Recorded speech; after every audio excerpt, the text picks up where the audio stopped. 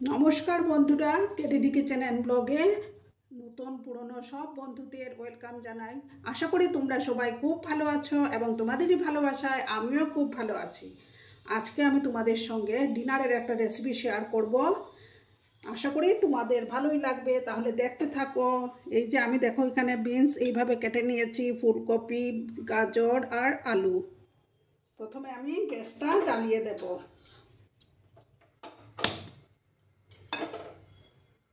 গ্যাসটা জ্বালিয়ে প্যানটা আমি বসিয়ে দিলাম। প্যানটা গরম হয়ে যাওয়ার পর আমি তেল দিয়ে দেব। আর বন্ধুরা, ভিডিও দেখার শুরুতেই কিন্তু একটা লাইক করতে ভুলো না। তোমরা লাইক করলে ভিডিও বানানোর উৎসাহটা অনেক গুণ বেড়ে যায়। আর যেসব বন্ধুরা এখনও আমার চ্যানেলটিকে সাবস্ক্রাইব করোনি, তারা পাশে থাকা বেল আইকনটি প্রেস করে রাখবে, যাতে করে আমার ভিডিও ছাড়ার সাথে সাথে নোটিফিকেশন তোমাদের কাছে পৌঁছে যায়। এবার আমি তেল দিয়ে দিচ্ছি। আমি রিফাইন তেলেই রান্নাটা করব।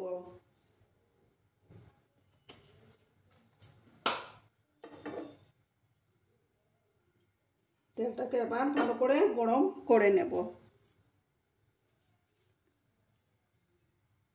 দেখো বন্ধুরা, তেলটা গরম হয়ে গেছে। এবার আমি একটা শুকনো লঙ্কা দিলাম।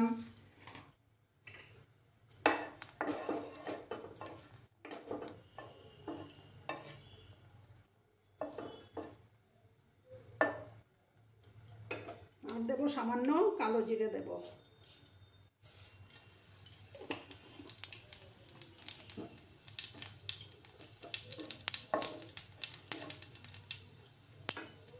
এবার আমি এখানে একটা পেঁয়াজ কেটে রেখেছিলাম, সেই পেঁয়াজ কুচিগুলো দিয়ে দেবো।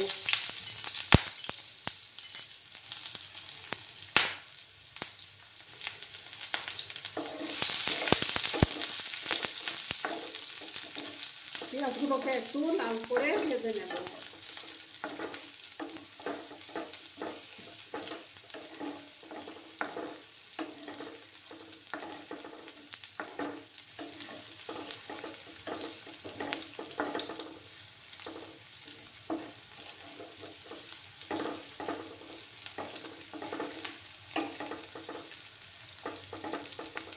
পেঁয়াজগুলোকে একটু লাল করে ভেজে নিতে হবে। দেখো বন্ধুরা, এবার আমার পেঁয়াজগুলো ভাজা হয়ে গেছে। এবার আমি সবজিগুলো দিয়ে দিচ্ছি। গ্যাসের আঁচটাকে আমি কমিয়ে দিলাম। এবার আমি হলুদ গুঁড়ো দিয়ে দেবো।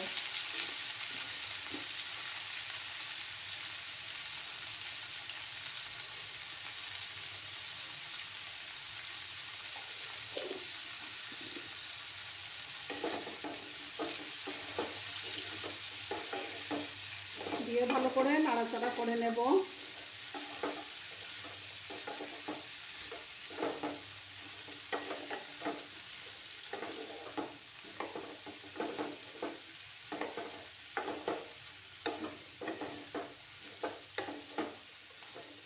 গ্যাসের আঁচটাকে আমি এবার বাড়িয়ে দিলাম।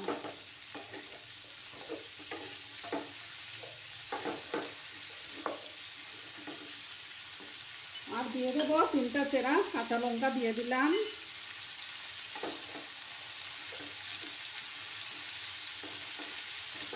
সবজিগুলোকে একটু ভেজে নিতে হবে।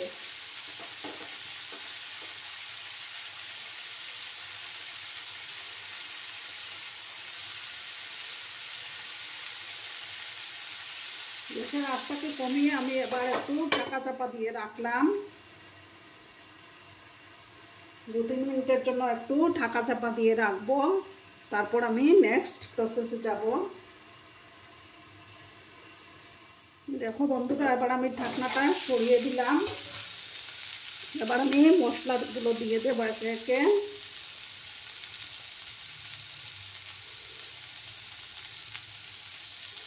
হাফ স্পুনের মতো জিরা গুঁড়া দিলাম।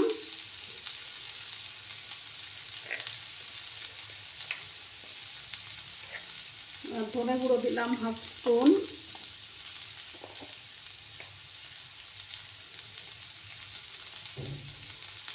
আর হাফ স্পুন কাশ্মীরি লঙ্কার গুঁড়ো দিলাম। দিয়ে এবার আমি ভালো করে এটাকে মিক্স করে নেব।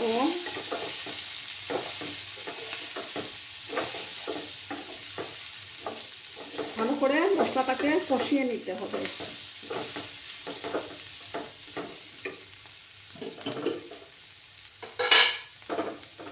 সামান্য একটু গরম জল দিচ্ছি আমি, দিয়ে ভালো করে মশলাটাকে কষিয়ে নেব।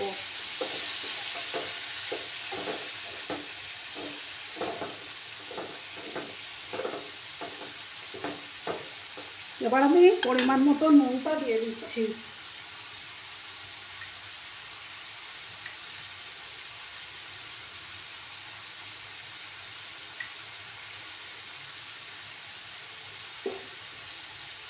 নুনটা দিয়ে ভালো করে কষিয়ে নেব।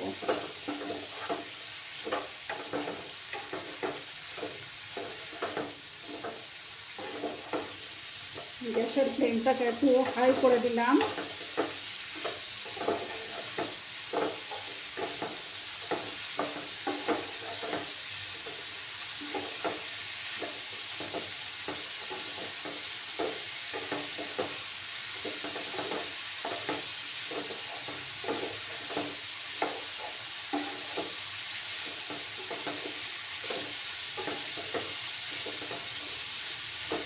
আরও কিছুক্ষণ আমি কষিয়ে নেব, যতক্ষণ না মশলাটা থেকে তেল ছাড়তে শুরু করেছে ততক্ষণ ভালো করে আমাকে কষিয়ে নিতে হবে।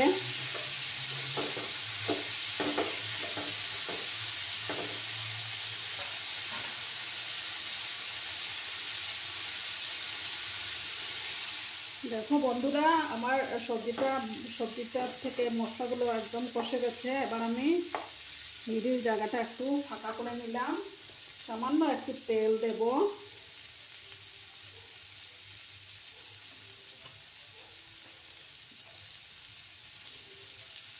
আর এখানে দেখো আমি একটা ডিম ফাটিয়ে রেখেছিলাম, সেই ডিমটা এবার দিয়ে দিচ্ছি। গ্যাসের আঁচটাকে আমি একটু কম করে দিলাম, আর উপর থেকে একটু সামান্য একটু নুন দিয়ে দিলাম ডিমটার উপরে। একটু সময় ডিমটা হয়ে যাওয়ার পর আমি এটা ডিমের সঙ্গে মিক্স করে নেব।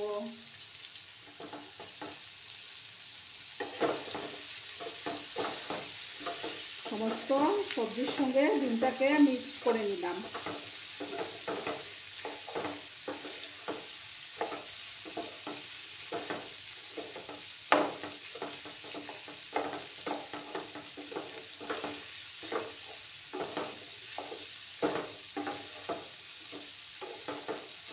ভালো করে মিক্স করতে হবে।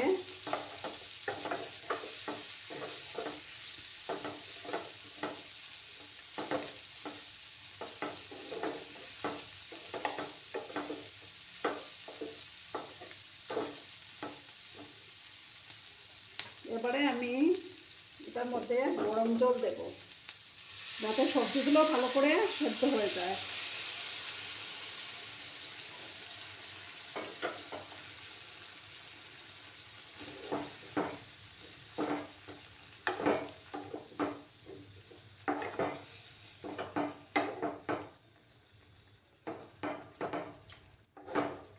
গরম জল দিলে না তাড়াতাড়ি সেদ্ধ হয় আর তরকারির টেস্টটাও বেড়ে যায়। এবার আমি এটাকে ঢাকা চাপা দিয়ে 5-7 মিনিটের জন্য গ্যাসের আঁচটাকে কমিয়ে রেখে দেব।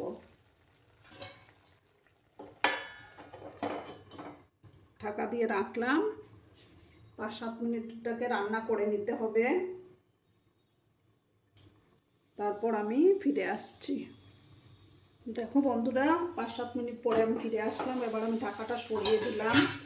আমার ডিনারের রেসিপি অলমোস্ট রেডি হয়ে গেছে। এবার আমি সামান্য গরম মশলা দেব, দিয়ে ভালো করে মিক্স করে নেব।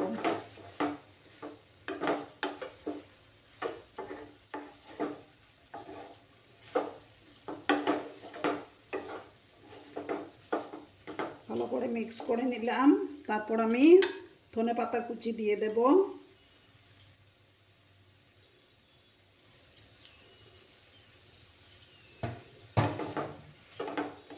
দিয়ে আবার ভালো করে মিশিয়ে নিলাম।